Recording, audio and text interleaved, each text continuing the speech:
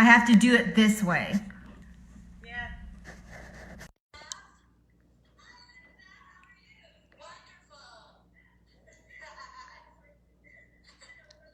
Can you throw that off? I've got another one going. There. Okay. Yes. Okay, perfect. Yeah, I have to figure out how to do it the other way. Hi, Cynthia. Thanks for Miss Arkansas is watching. Comedian Miss Arkansas. Good. Yeah. Arkansas. Wow. Yeah. Well, she lives here in Vegas now. She was from like Riverside area. Oh, okay. She says hello. Yeah, she's become a big headliner. Wow. I'll come out to see you in Vegas when they allow us to travel. Absolutely. Can't wait. Oh, you'll die laughing at her stuff. Oh, good. I can't wait. Yeah, she's really good at making stories funny. Oh my gosh. And she's a healthcare worker, so you'll relate. All right. Yeah. There's a lot of stories with the healthcare people. Oh my gosh. Yeah. Good. So she's from the Ontario, California area, she says. Okay. That's close to where I am, Orange County, LA. Yes. Absolutely. Very good. So you got into comedy because you were thinking that, what was the exact thing that made you go into comedy again? Because I believe in living in the moment. Because I say that's all we have is our moments. You know, you can't do today what you should have did tomorrow. So it's like you got to live in the moment, enjoy your moments. And somebody was saying, oh, some of your improv stuff is funny. You should do stand-up. So then I took a class and, you know, about writing and learned to write. You're a very good writer. I love the way you write, Linda. I have to say that. Thank you. Really good. So yeah, I've learned to, and you know, as you know, each time you go up on a stage, it's different. I mean, Portland was interesting. Portland was interesting. Linda got me up on 3 or 4 stages the whole time I was there. It was great. So each audience is different. You just got to go with the feel. So yeah, we all have our stuff, and then we have to play along with each audience because it's different, as you know. Exactly. Paul Veneer is tuning in from the East Coast, and Cynthia Rudd says hello. Oh, very cool. Yeah, where from the East Coast is Paul? Where's he I'm at? gonna guess, Paul, tell me where you're from. Jersey, New York. I want to say New Jersey, but it could be upstate New York. Oh.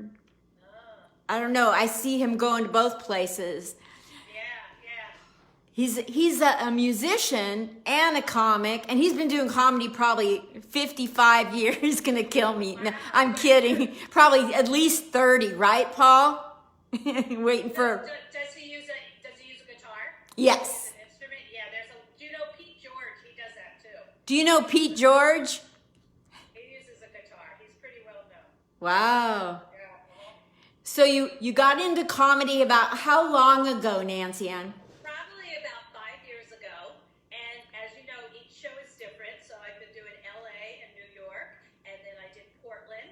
I did some shows on the East Coast in Pennsylvania and Jersey.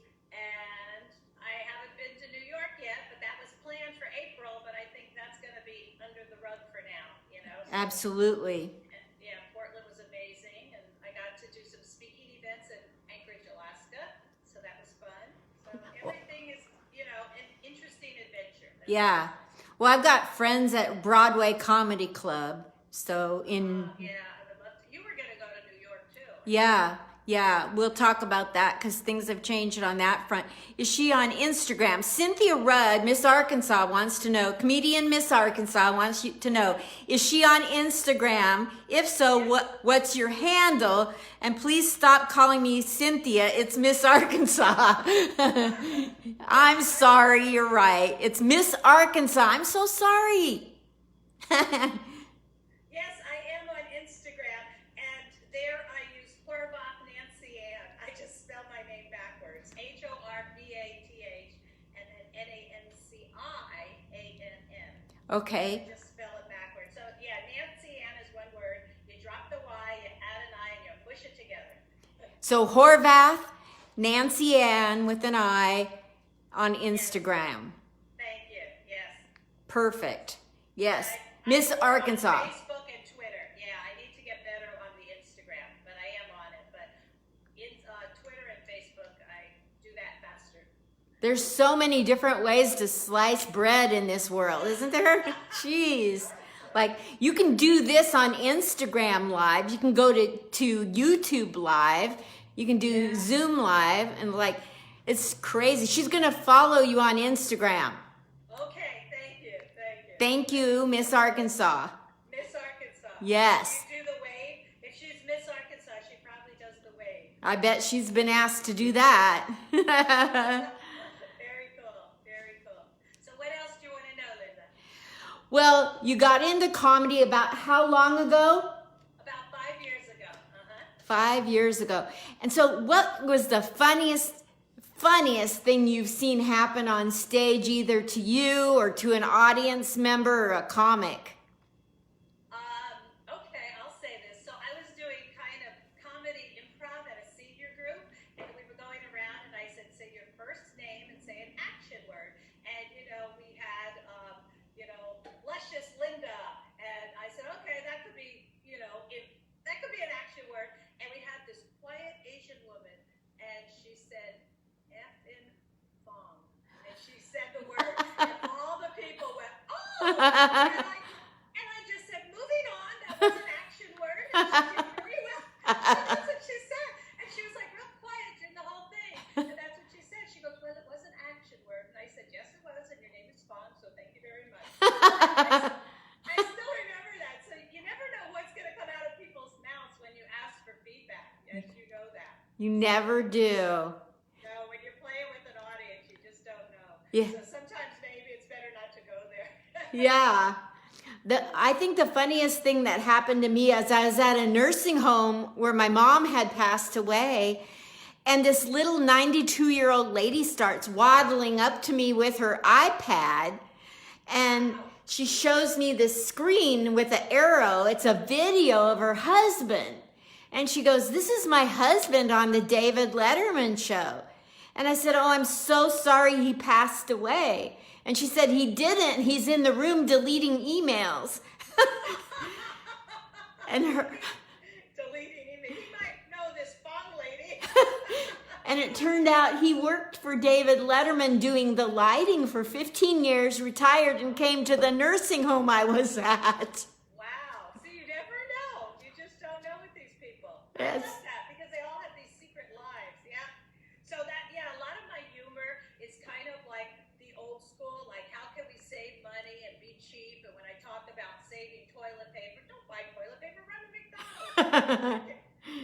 And then sometimes I'll come on with toilet paper. I'll go, you're wondering where this came from. Well, it's 2-ply. It didn't come from the airlines because they only use one ply. It's a lot of my jokes are about being cheap and thrifty, and I think that's kind of how we have to live now with this big Corona thing. Right? Yeah. That's a C. The big Corona. That's one good thing that came out of this. We have a new word, a new C word to replace the old one. We have a new C word, and everybody's being cheap and thrifty, which I love. I think we all need to, be a little more cheaper and thrifty, as I say. Yeah, my kids are always like, you're so cheap. I said, well, that's a good thing. So where do I have my thing? One of my boys got a really good mark in biology, and I told him I was going to buy him an iPad. He goes, you're so cheap. But I said, well, this is the medical iPad. He wasn't impressed. I don't think you could go online with this. You can only have one. And I had a kid come up to me at the show and say, can I use that? And I said, no, I use it again and again. I'm not giving you my iPad. Yeah, back in the good old days when those were iPads. I know. So that's what a lot of the humor is just about. Let's go back to the old times and, also put down your phones and talk to people one-on-one and enjoy people, what they are. Well, now one-on-one means online, but, someday we'll come back, or we can still talk to our neighbors at a distance. Yes. Yeah, that's what, I live in a motel basically that's for veterans and some people in special programs, if you know what I mean. And I go down there, but I make sure I stay 6 feet away from everybody. It doesn't matter who they are. They could be the mailman. You put that letter on the ground, I'll go get my gloves. Good for you. And do this even after, because we don't know. You're right. Yeah. I spray my mail with Lysol, and then I wait an hour. I set the timer, and then I go, oh, now I can open it. So I don't know if That's good. It's kind of like, spray the outside, wait an hour, and then all the trash, the envelopes go there, and the mail goes in the house. But I know some persons Good. really? And she goes, no, I open it and then I bring it to her in a bag, and all the, trash and the outer part stays there. Good. Good deal. Just got to think about that. Yeah. So, in terms of being on stage, there has to have been times where you didn't feel you did well. I'm not going to use the word bomb, but in those moments where you did not feel like you brought it home, what's the biggest lesson you learned, the takeaway from not doing your best that you wanted to do? Well, sometimes I think I need to just relax and be in the moment. Like I'm always saying, live in the moment. And each group is different. As you know from the Portland group, what's funny for one group might not be funny with another group. So I think as comics, we're always feeling our audience. Can we go here? Can we go there? So sometimes now I just relax and kind of almost talk to the audience and see what level they're at. Because as you know, each audience is different. Yes. Yeah, and I have a tendency of going too fast, as you know. So a friend told me this trick to hold your hands up, and that means pause. And I put it on them. I say, if I'm going too fast, you guys tell me to pause, and I'll slow down, or I might do one of these things. And then I bark, and they go, okay. So sometimes I'm going on and on with joke after joke, and one time this guy went, so it slows me down. I put it on them. Some comics can get away with going really fast. I do sometimes, and some people like it, but what happened on a show, I was going fast, and then I did a pause, and some guy busts out laughing, and I looked at him and I said, what's up? He goes, oh, remember 3 jokes ago? I'm laughing at that. And his wife said, yeah, he is. He's a little slow. So it's good to go medium, not too fast. I know. Again, they can tell me to pause. It's up to them. Some people like Adam Hunter out of LA and Stephen Pearl, they go so fast that, no matter how smart you are, you're lucky to stay up with them because their lines are so quick. You have to. That's what somebody told me. They said if you're too quick, they won't get all of them, every second or third one. And I could see that. I still remember that show. It was like I paused, and then I said, okay, pause. We'll all have a drink. Let's pause for a drink. And then the guy busts out laughing. I'm like, that's funny. two jokes ago. I'm like, I get your point. yeah. So pauses are also good for drinking. So if you're at a club, you could say, okay, everybody, let's pause and drink. Exactly. Yeah, the timing, when you're doing comedy, everybody has to find their own timing, I know. You- It's real, I'm not one of those mellow comics. Like, what should I talk about? Let's think. No, I kind of bang, bang, bang. But since I added the pause, it does help. Yeah. I'll drink to that. Yeah. You come out and you're going gangbusters from the start. Linda has seen me in action. Yes, Yeah. I am. And those young kids in Portland even went, whoa. They're like, what the heck? Hey, I want what she has. what's she on? Natural. It's natural. Yes. Natural time. It's called being happy. Yeah, I know. But then somebody one time, Bill Word always says, she could give you 30 minutes of comedy in 10 minutes. It's like, sit back and enjoy the show, because I'm going to give you 30 minutes in 10. Yeah, it's loaded. That's loaded. I know. I don't know if that's good or bad, but you're right. We all have to feel our own, and then again adapt with the audience, as you showed me you do. I like what you do with each audience. It's different. Thank you. I noticed that you aren't always fast. You slow down if you're getting the feeling they need you to. Well, thank you. I've gotten better. I guess I used to be super fast. Now I'm starting to feel the flow. Thank you. Yes. Yeah. Well, that's important. I appreciate that. Yeah. So when this whole thing gets over with and we're out there again, we get the all clear, what are some of your goals that weren't your goals before that got changed because of what we went through? Well, you know what? When you asked me to do this interview today, first I have to say thank you, because I was scheduled today to do a big show tonight for doctors and nurses, and they were going to pay me. And then 2 weeks ago they called me and they said we better put it off because we don't know what's going on with the coronavirus. So yeah, I would like to do more private shows or corporate events.